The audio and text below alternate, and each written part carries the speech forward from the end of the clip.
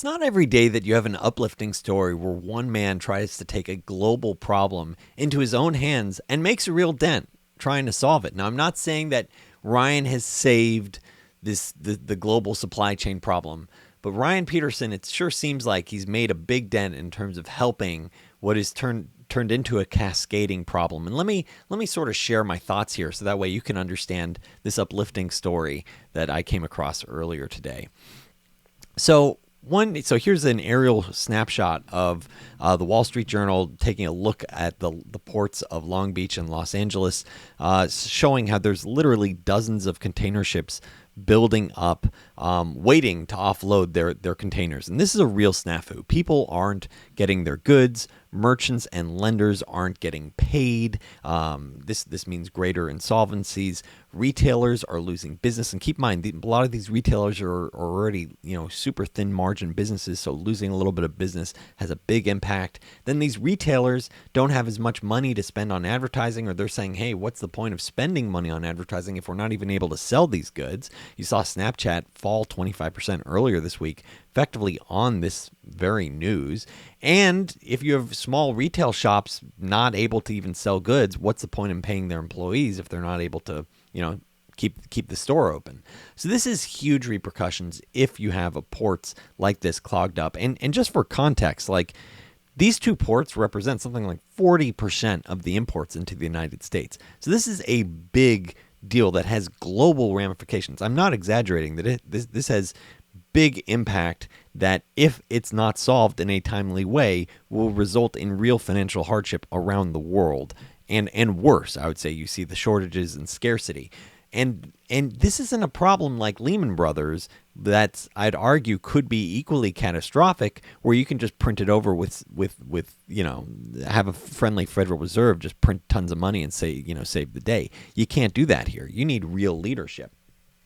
And so, as we look at this, one man, Ryan Petersen, he wanted to take it into his own hands to see what's the problem. So he got a taco truck to treat some of the Port of Long Beach workers and hear firsthand what's the problem. Get on the ground, see what's going on. He also rented a boat to tour the port and see what exactly is the bottleneck.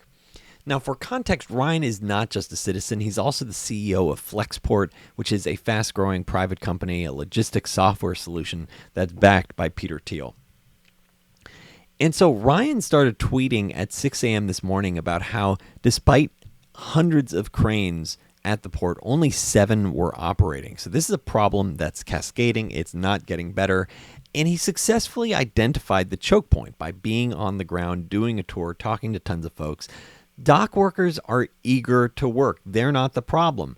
The problem is that the terminals, the ports, sort of got into a point of disarray with how many containers they had. They were literally overflowing with containers. Literally no space to take in new containers from either ships or from on land. So let me explain why this is such a problem. The reason this is such a problem is that the port didn't even have space for truckers with empty containers to come in and swap out their containers. So if a trucker dropped off their goods and was like, oh yeah, I'm ready to go pick up a container that's full, they no, we can't take you in because we're so full. This creates the equivalent of a death spiral where the problem keeps getting worse and worse. So here it is. He's like, he writes a super long tweet storm, once again around 6 a.m. in the morning, how to fix it. Number 1, changing the zoning rules so that empty containers stacked in the truck yards can get stacked up to 6 high instead of the 2 that they're currently limited by regulation. So he's saying, hey, and he had a whole list of other things about government intervention, more land that the government could use, get more trucks out there, other solutions. But that's the chief one. Chief one is, let's be able to stack these up so that way we just have more space, so that way we can start moving these things in and out of the ports again. Literally a few hours later, 3 p.m., the mayor of Long Beach declared an emergency measure to allow stacking up to 4 to 5 containers to free up space. And look, at the end of the day, this may or may not solve the supply logistics problem. I'm hoping it has a big dent because I don't want to see this continue to spiral out of control. Just earlier, Jack Dorsey, the head of Twitter, he's like, look, I think there's going to be hyperinflation. He's clearly seeing the supply shocks that are going on. hopefully there's no hyperinflation or anything like that. I think, with proper leadership, with the types of things that Ryan Petersen was talking about, hopefully we can make a dent. If Ryan ever wants to join on here, I'd love to interview him. If this uplifting video of how one man could try to make a dent, point out the problems, and then government officials going, oh snap, I want to be able to keep my job. Let's change this bureaucracy that's effectively creating a problem. If this video has been helpful for you, please make a point of hitting that subscribe button, hit that thumbs up. Thanks so much for watching.